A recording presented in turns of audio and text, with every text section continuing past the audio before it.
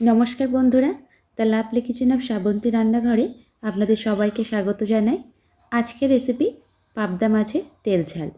অল্প সময়ের মধ্যে কিভাবে তৈরি করে নেবেন সেটাই আমি আপনাদের সাথে শেয়ার করেছি। চলুন তাহলে দেখে নেওয়া যাক কীভাবে আমি তৈরি করি পাবদা মাছের তেল ঝাল। পাবদা মাছের তেল ঝাল বানানোর জন্য এখানে 4টে বেশ বড় মাপের পাবদা মাছ ভালো করে ধুয়ে পরিষ্কার করে নিয়েছি। এখানে একটা পাবদা মাছের ওজন প্রায় 100 গ্রাম করে আছে। এখন 1 চামচ নুন ও 1 চামচ হলুদ দিয়ে মাছটাকে ভালো করে মাখিয়ে নেব। নুন হলুদ দিয়ে মাখানোর পর এর মধ্যে দিয়ে দিচ্ছি 1 চামচ সর্ষের তেল।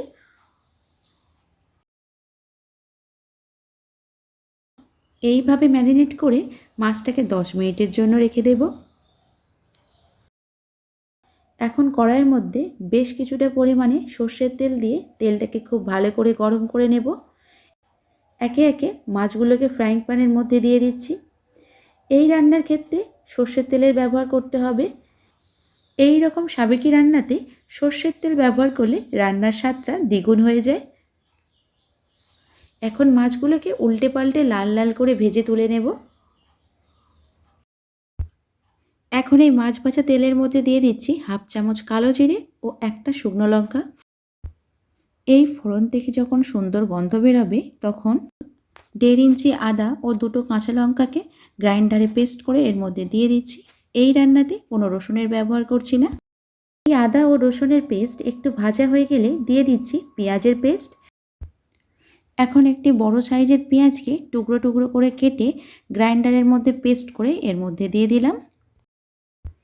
এইভাবে মিনিট 3 ভাজার পর একটা মিডিয়াম সাইজের টমেটোকে পেস্ট করে এর মধ্যে দিয়ে দিলাম। মশলাটা কষাতে কষাতে ঠিক যখন এই রকম তেল ছেড়ে দেবে তখন এর মধ্যে দিয়ে দেব 1 চামচ নুন, 1 চামচ হলুদ, 1 চামচ জিরে গুঁড়ো, 1 চামচ ধনে গুঁড়ো আর দিয়ে দিচ্ছি 1 চামচ কাশ্মীরি লাল লঙ্কার গুঁড়ো। এখন মিডিয়াম ফ্লেমে 2 থেকে 3 মিনিট মশলাটাকে ভেজে নেওয়ার পর অল্প অল্প করে জল দিয়ে একটা ঘন গ্রেভি তৈরি করে নেব। আর এই গ্রেভি তৈরির জন্য আমি এখানে ঈষৎ উষ্ণ গরম জল ব্যবহার করছি। এই রকমভাবে যখন কোনো গ্রেভি তৈরি করবেন তখন জিরে গুঁড়ো, ধনে গুঁড়ো বা কাশ্মীরি লাল লঙ্কার গুঁড়ো দিয়ে বেশিক্ষণ কষালে তাহলে মশলা কালো হয়ে যাবে। এই জন্য মশলাটাকে বেশিক্ষণ ভাজা যাবে না। আর মশলা যদি কালো হয়ে যায় তাহলে গ্রেভির স্বাদ অনেকটাই আলাদা হয়ে যাবে, যেটা খেতে একেবারেই ভালো লাগবে না। এই গ্রেভিটা তৈরি করতে আমার মোটামুটি 1 গ্লাসের মতো জল লেগেছে। এর থেকে বেশি পাতলা করার প্রয়োজন নেই। এখন দিয়ে দিচ্ছি স্বাদ মতন চিনি, জাস্ট টেস্টটাকে ব্যালেন্স করার জন্য।